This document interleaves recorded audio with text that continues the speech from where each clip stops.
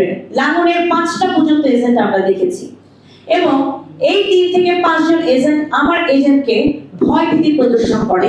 অনেক ক্ষেত্রে আঙ্গুল কেটে দেওয়ার হুমকিও দেওয়া হয়, অনেক ক্ষেত্রে এজেন্টদেরকে বের করে দেওয়া হয়। সাধারণ ভোটাররা ভয় পেয়ে ভোট কেন্দ্র ত্যাগ করে এবং জামাত সমর্থিত এলাকাগুলোতে ইচ্ছা মতন জাল ভোট দেওয়া হয়।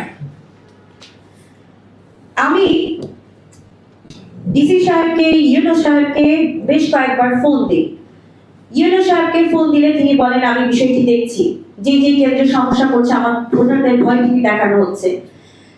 তারা কিছুক্ষণের মধ্যে হয়তো স্ট্রাইকিং ফোর্স পাঠালো, স্ট্রাইকিং ফোর্স যতক্ষণ থাকে ঠিক থাকে, স্ট্রাইকিং ফোর্স চলে গেল, তো আবার সেই খেলা শুরু হয়ে যায়। আমার ভোট অঞ্চলগুলোতে যেখানে ভোট ব্যাংক বেশি সেখানে তারা ভয়ভীতি দেখিয়ে আমার ভোটারদেরকে আসতে দেয়নি এবং শুধুমাত্র তাদের ভোটারদেরকে রাখা হয়। আরেকটি গুরুতর কথা হচ্ছে তারা একসাথে 3-4টি এজেন্ট ঠিক করে। তাদের জামাতের এজেন্ট ছিল, এনসিপির জোটের কারণে শাপলাকুলির এজেন্ট ছিল এবং আমাদের শেরপুরে যে লাঙ্গলের প্রার্থী ছিল তিনি জেলে থাকার দরুন নির্বাচন করেননি এবং এজেন্টও দেননি। লাঙ্গলের এজেন্টও জামাতের প্রার্থী ফিক্স করে। তাদের একটা কেন্দ্রে 3টা এজেন্ট এরকম ছিল, কোন কেন্দ্রে লাঙ্গলের 5টা পর্যন্ত এজেন্ট আমরা দেখেছি এবং এই 3 থেকে 5 জন এজেন্ট আমার এজেন্টকে ভয়ভীতি প্রদর্শন করে।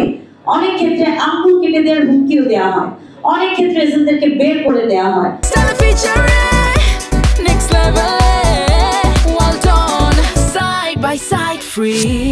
অনেক ক্ষেত্রে এজেন্টদের আগে থেকে প্রিজাইডিং অফিসাররা সাইন নিয়ে তাদেরকে বের করে দেওয়া হয় এবং ভোট গণনার সময় তারা বলে এত দ্রুত গণনা করে যে টাকার মতন গণনা করে প্রিজাইডিং অফিসাররা।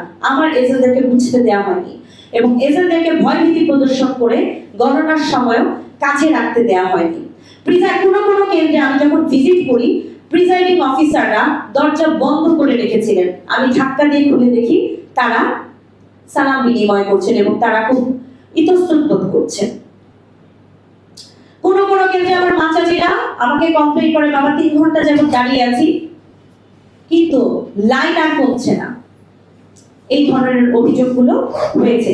প্রত্যেকটা কেন্দ্রে সিসি ফুটেজ আছে, কেউ চাইলে সেটি দেখতে পারে। জামাত সমর্থিত এলাকাগুলোতে কোনো ঝামেলা হয়নি।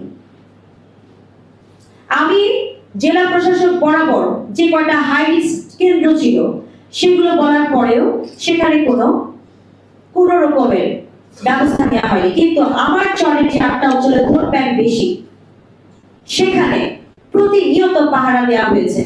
প্রতিনিয়ত কারণে অকারণে কমপ্লেইন করে, কে বা কারা কমপ্লেইন করেছে জানি না, বলে ইচ্ছা মতন করে আমার ভোটারদেরকে ভয়ভীতি দেখিয়ে তাড়িয়ে দিয়ে প্রচন্ড পাহারার মাধ্যমে আমার 8টা অঞ্চলে ভোট দেওয়া হয়।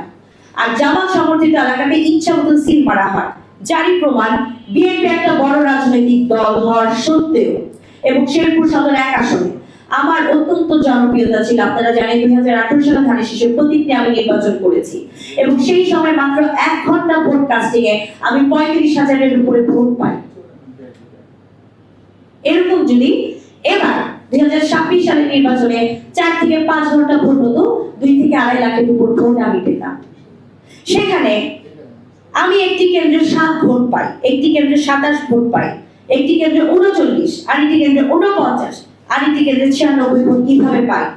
জাতির উদ্দেশ্যে প্রশ্ন আমার রইল।